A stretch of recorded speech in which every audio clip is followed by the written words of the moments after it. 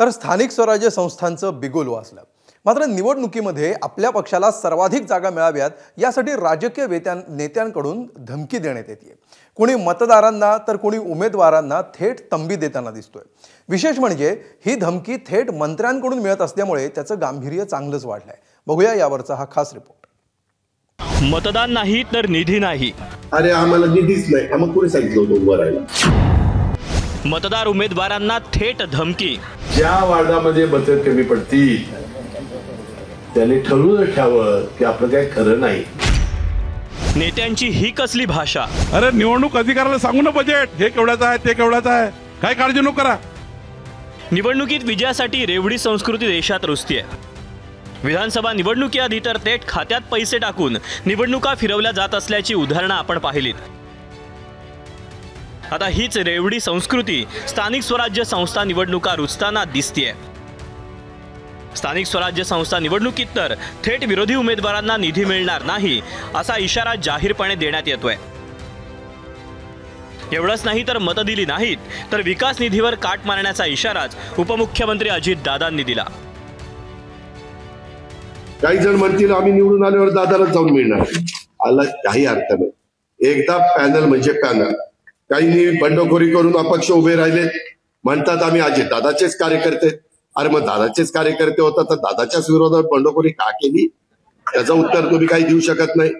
आणि निवडून आल्यावर दादाला पाठिंबा देणार, दादाला पाठिंबा तर 1 लाख लोकांच्या पेक्षा जास्त मतदारांनी ऑलरेडी दिलेला आहे। हे जे काही बाकीचे सांगतात, उद्याच्याला ते निवडून आले आणि त्यांना वर्ण निधी नाही मिळाला, ते काय करणार आहे? अरे आम्हाला निधीच नाही, मग कोणी सांगितलं होतं उभं राहायला? त्याच्यामध्ये निवडणुकीच्या मध्ये ते बोलायचं असतं। त्याच्यामध्ये निवडणुकीच्या मध्ये ते बोलायचं असतं। त्याच्यामध्ये निवडणुकीच्या मध्ये ते बोलायचं असतं। त्याच्यामध्ये निवडणुकीच्या मध्ये ते बोलायचं असतं। आता उपमुख्यमंत्र्यांनीच मतदान न केल्यास निधी रोखण्याची धमकी दिल्यानंतर इतर नेते कसे मागे राहतील? ज्या वार्डात कमी मतदान होईल त्यांची खैर नाही असा सज्जड दमच मंत्री हसन मुश्रीफ यांनी कागलमधील नेत्यांना भरला। कोणी आपल्या गटात असेल किंवा राजेसाहेबांच्या गटात असेल, जर निगेटिव्ह बोलत असेल तर त्याचंही नाव आम्हाला तुम्ही सांगितलं पाहिजे। ज्या वार्डामध्ये मतं कमी पडतील त्याने ठरवून ठेवावं की आपलं काही खरं नाही। अजूनही मी सांगतो, एक 48 तासाची अजून आम्ही डेडलाईन देतो। जे अजून अपक्ष आहेत त्यांना एक डेडलाईन अजूनही देतो। हा, तुम्ही आता वेळ गेली नाहीये, तुम्ही जर आता पाठिंबा देत असेल प्रामाणिक, आम्ही सगळं विसरतो, पण त्यानंतर पण जी लोक राहणार त्याच्याबद्दल आम्हाला दोघांना विचार करावा लागणार आहे। निवडणूक आहे होऊ द्या खर्च असं म्हणत महसूल मंत्री चंद्रशेखर बावनकुळेंनी तर खर्चाची चिंता करू नका असं विधान जाहीरपणे सभेतून केलं। एवढंच नाही तर निवडणूक आयोगाला आम्ही हिशोब देऊ, त्याची चिंता करू नका असा सल्लाही दिला। त्यांच्या विधानाचा आता विरोधकांनी चांगलाच समाचार घेतला। तिकडे कोण आपल्या उन्हामध्ये बसल्या बिचारा आमच्या लाडक्या बहिणी, त्यांना ऊन लागून राहिले, पेंडाले पूर्ण टाकलो। अध्यक्ष तुम्ही कमजोर, तुम्ही असं कसं लढाल?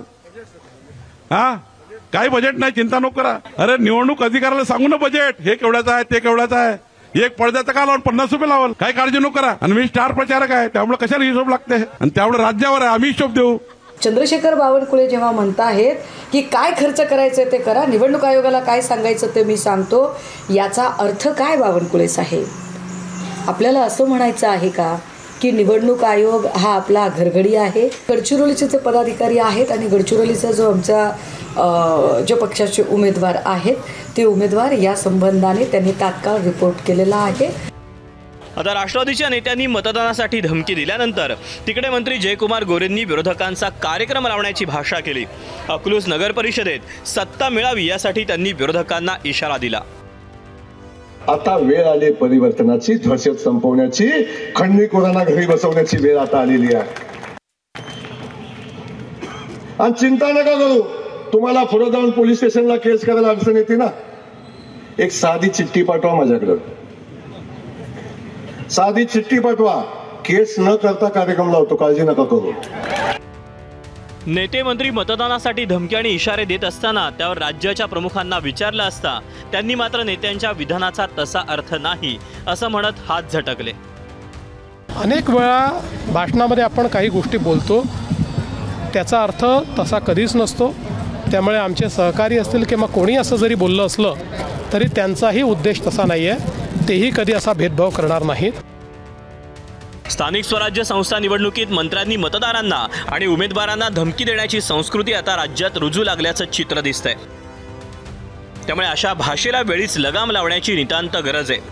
अन्यथा पुरोगामी महाराष्ट्राची राजकीय संस्कृती आणखी लयात जाण्यास वेळ लागणार नाही एवढं मात्र नक्की. ब्युरो रिपोर्ट, एबीपी माझा. एबीपी माझा, उघडा डोळे बघा नीट.